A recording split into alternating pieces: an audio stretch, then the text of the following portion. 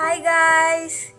ఈరోజు 5:30కే లేచాను, ఎందుకంటే ఈరోజు మాకు ఇంగ్లీష్ ఎగ్జామ్ ఉంది. నాకేమీ రావుని, అసలు ఏం చదువుకోలేదు. 5:30కి లేచి టెన్షన్ పడుతూ ఉన్నా, ఏం రాయాలి అని చెప్పి. అలాగే 9కి ఎగ్జామ్కి వెళ్తే క్వశ్చన్ పేపర్ చూస్తే మైండ్ పోయింది. అసలు చదువుకున్న ఒక్కటి కూడా రాయలేదు, ఏమీ రాయలేదు. నా జీవిత చరిత్ర మొత్తం దింపేసి వచ్చేసా 15 పేజెస్లో.